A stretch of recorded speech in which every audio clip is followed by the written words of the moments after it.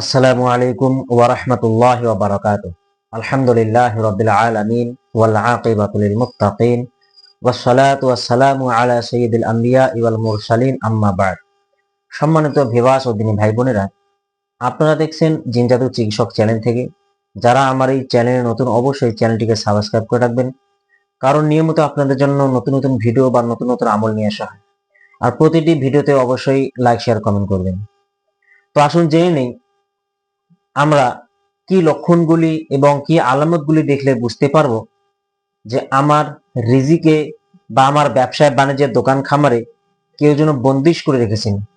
এক কথায় যে আমার ইনকামে কেউ যেন জাদু করে রেখেছেন। আর এই জাদু থাকার কারণে বা এই বন্দিশ থাকার কারণে অনেকে ব্যবসায় বাণিজ্যে এবং খেতি খামার থেকে শুরু করে দোকান খামারে উন্নতি করতে পারে না।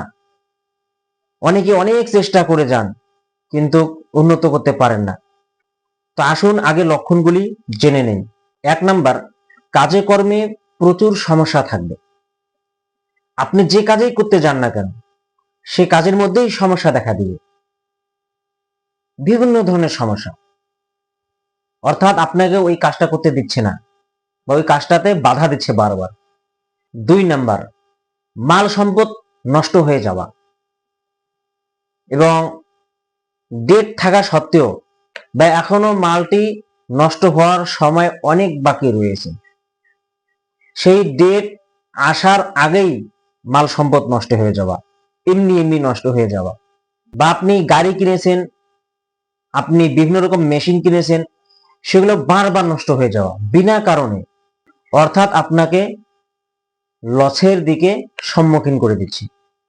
৩ নাম্বার, দীর্ঘক্ষণ ঘুমিয়ে থাকা, যা আগে কখনো এরকম ঘুম হয়নি। এখন শরীরে অলসতা এবং দুর্বলতা এসে গেছে এবং দীর্ঘক্ষণ শুধু ঘুম পাচ্ছে বারবার। মনে হয় একটু ঘুমালে আরো আরাম পাবো। সকালে ঘুমায়, দুপুরে ঘুমায়, বিকেলে আবার ঘুমাচ্ছে, রাত ভর ঘুমাচ্ছে, যখন তখন সে ঘুমাচ্ছে, শুয়ে পড়লেই ঘুম, মানে অলসতা এবং ঘুম চলে আসে, এমনটা হওয়া। ৪ নাম্বার, অলসতা ও উদাসীনতা এবং ক্লান্তি ক্লান্তি অনুভব করা। ৫ নাম্বার, কাজকর্মে এনার্জি না থাকা এবং কোনো কাজ করতে গেলে সেই কাজের মধ্যে মনটা না লাগা, মানে মনটা স্থির থাকে না, মনটা সবসময় ছটফট করে থাকে। বারবার মনের মধ্যে এই কথাটা ঘোরানো যে কাজ ছেড়ে দেব, কাজ করব না, কাজ আমাকে ভালো লাগছে না, ইত্যাদি। ৬ নাম্বার, মাল সম্পদের যত্ন নেওয়ার পরেও মাল সম্পদ এমনি এমনি নষ্ট হয়ে যাওয়া। আপনি যত্ন নিচ্ছেন, ভালোভাবে যত্ন করছেন, কিন্তু মাল সম্পদ নষ্ট হয়ে যাচ্ছে, অটোমেটিকলি নষ্ট হয়ে যাচ্ছে। যেমন দোকান ব্যবসায় মাল নষ্ট হয়ে যাওয়া, আপনি বুঝতেই পারছেন না যে মাল কি কারণে নষ্ট হচ্ছে। ৭ নম্বরে, ব্যবসায় বা সংসারে প্রচুর পরিমাণে পশু এবং প্রাণী মরে যাওয়া বা অসুস্থ হওয়া।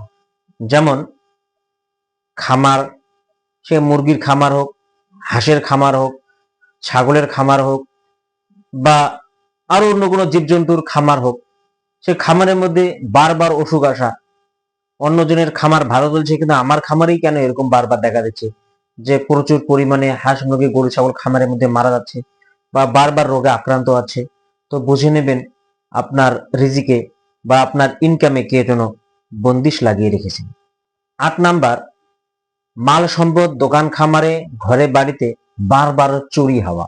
বারবার চুরি হওয়াটা অর্থাৎ মালের নোকসান হওয়া, চুরি হওয়াটাও মালের নোকসান। ৯ নাম্বার, যেখানে কাজ করি সেখানকার মালিকের সঙ্গে বা সেখানকার বন্ধু বান্ধবের সঙ্গে মন মালিন্য হয়ে থাকা বা তাদের সঙ্গে দু এক কথায় কথা কাটাকাটি হওয়া, অথবা তাদের সঙ্গে আগের মতো ভালোবাসাটা বা ভালোবাসা অনুভব না করা এবং তাদের সঙ্গে দেখা যাচ্ছে যে ফাটল হচ্ছে বারবার, এবং যে মালিক এবং যে কর্মচারী আছে তাদের সঙ্গে ভালো ব্যবহার করা সত্ত্বেও যেন আমার সঙ্গে তারা ভালো ব্যবহার করছে না, এমনটা হওয়া। এবং সেই মালিক এবং সেই কর্মচারী থেকে দূরত্ব অনুভব করা। যেমন যারা চাকরি করেন, যারা টিউশনি করেন, যে কোনো সাবজেক্ট হোক, যে কোনো শিক্ষার দিক দিয়ে হোক, অথবা আপনি কোনো কোম্পানিতে কাজ করছেন সেখানে হোক, এবং আপনি কোনো ফ্যাক্টরিতে কাজ করছেন এরকমটা হোক, এরকম কোনো ফ্যাক্টরি হোক বা কোনো শিল্প হোক, সেটা স্কুল হোক বা অফিস হোক বা যে কোনো আপনি লাইনে কাজ করছেন, সেই কাজের মধ্যে এগুলো যদি দেখা দিচ্ছে, তাহলে আপনি বুঝে নেবেন আপনাকে জাদু করা হয়েছে আপনার ইনকাম বন্ধ করে দেওয়ার জন্য। 10 নাম্বার, যখন কাজের জন্য বের হব, অফিস হোক, স্কুল হোক, আদালত হোক, আমি যেখানে চাকরি করি বা যেখানে নকরি করি সেখানে কাজে যাওয়ার জন্য বার হই, অথবা আমি কোনো মজদুর, আমি কোনো খেতে খামারে খেটে খাওয়া লোক বা মানুষ ডাকে আমাকে কাজকর্ম করার জন্য, আমি যাই, তারা আমাকে মজুরি দেয়, সেই মজুরি দিয়ে আমি চলি।